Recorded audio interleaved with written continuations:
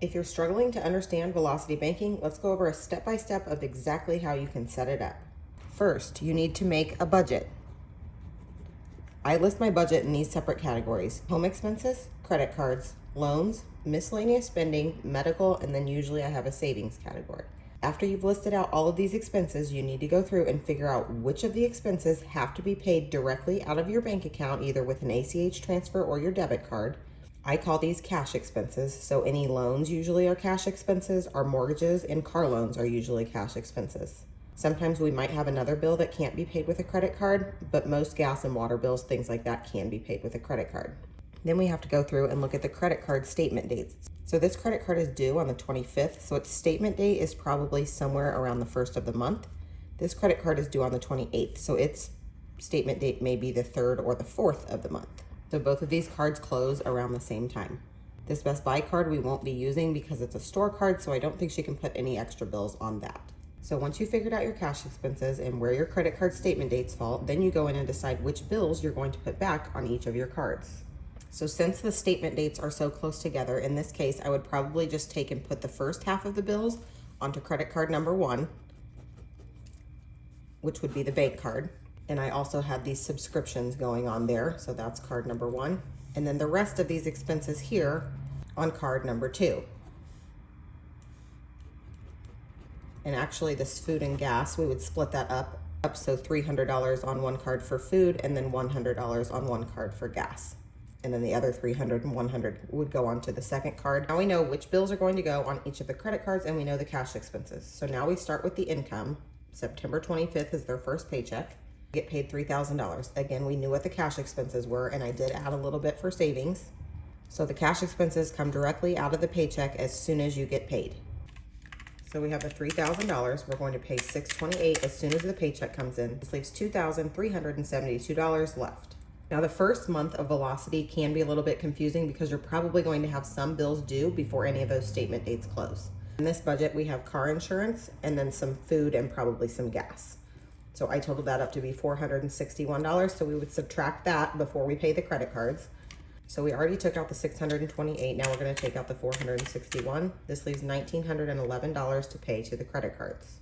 If we look at the budget, the Best Buy minimum payment was $184. So I just rounded up slightly on this one because that's the card we're not really going to be using back. Pay $200. It's a little bit more than the minimum. And then I just kind of split the payment up across the other two cards. You could do this with one card if you wanted to, but you do risk them lowering the limit on that card, which is why I always try to do at least more than one card. So we had the paycheck, we paid the cash expenses, we paid the bills that were due before statements closed. Then we paid everything else to the credit cards. So $1,911 was paid to the credit cards. Then after the statements closed, we're going to go back in and put all of these bills back onto that card. This doesn't make sense yet, but it will, I promise. So the bank card balance started at $1,961. We paid $711 to it. That brings the balance down to $1,250. Now the statement's going to close. There's going to be a little bit of interest charged, and then that balance is going to report probably again somewhere around the 1st. So it would report at $1,270 instead of where it was at $1,961.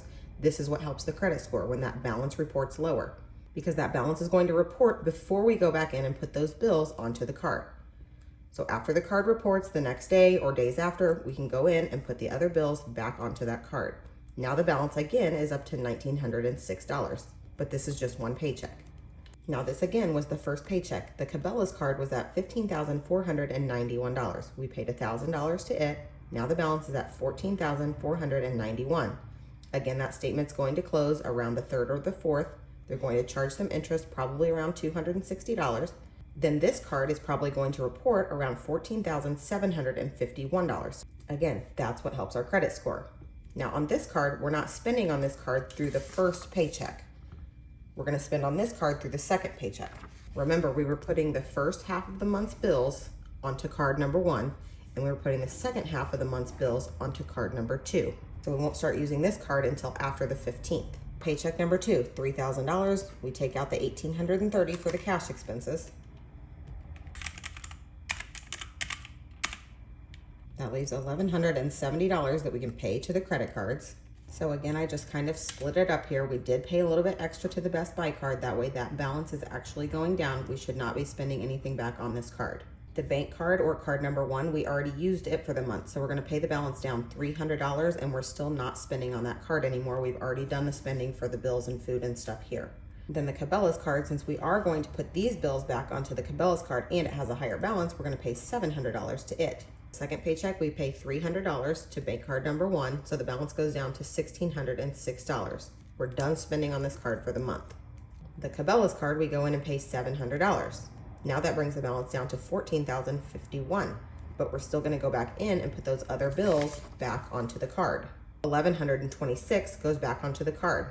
But remember, we've paid $1,700 to this card already within a month. After we put the bills back on the card, the balance is going to be back up to $15,177. Let's look at the third paycheck. We have $3,000. We take out the $628 for the cash expenses.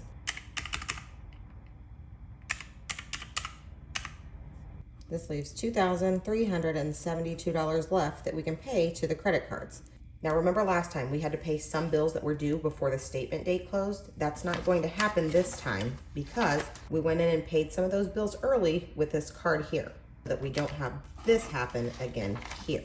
So we split up the $2,372 that we have left to pay to the credit cards. Again, I would just kind of spread it out evenly. We paid $200 to the Best Buy, which satisfies the minimum payment, which was around $180. So that one's good. Again, we're not spending back on this card. These are the two we're spending back on. So I just kind of separated the payment. We pay both cards. And then after those statements close, we're going to go back in and put these bills back onto the card. This number is slightly higher than it was the first time we did this. We don't have those payments that are due before we paid the credit cards. So those are now all going onto the cards. So we no longer have a statement date problem. So remember, during the second paycheck, the cards didn't report. They only reported on the first paycheck, which was September 25th. A couple days after that, both cards will report. But now during this paycheck, these cards are going to report again. So we're paying $1,172 to the bank card. Now the balance is down to $434. Again, they're going to charge some interest. Let's say it's $20. On or around the 1st, this card is going to report at $454. Now we put the $886 back on there for the bills. Now the balance is down to $1,340. And after about one more month, you'll be paying off the statement balance on this credit card. So you won't have any interest on this card anymore. You'll just be paying the balance off completely every month. You go back in, you charge the $886, and then you go back in and you pay the $886. And then you'll be able to put any leftover money onto this card that has the higher balance. With the Cabela's card, we paid another $1,000, which brings the balance down to $14,177. The statement closes, they're going to charge interest probably around $253. This card now is going to report at $14,430. So this card didn't change a whole lot from the last time it reported. It's down about $300. But this card here is down $800. And again, once you get this card paid off to the point where you're only putting the bills back on there and then paying back the money that you spent for bills, you're not putting any extra to the card because the balance is actually paid off, then that $800 will transfer over here. Then this card will be going down about $1,100 per month. So again, this is exactly how you set it up. You write out your budget, however that is. This is how I prefer to do it. Then you find your cash expenses. Then you find your credit card statement dates. Then you plan which bills are going to go back onto each one of those credit cards. Then you write it out to make sure that it actually makes sense. Because you also have to make sure the amounts that you're paying to the credit cards are going to be enough to cover the bills that you want to put back on each of those cards. So doing this really helps to see it all on paper and you can figure out what does and doesn't work. So that's another thing to look at when you go in and decide what you're paying to the cards. This does get easier over time. It takes some getting used to. If you like this video, please like and subscribe. And if you have any questions about velocity banking, credit cards, credit scores, or anything else, let me know.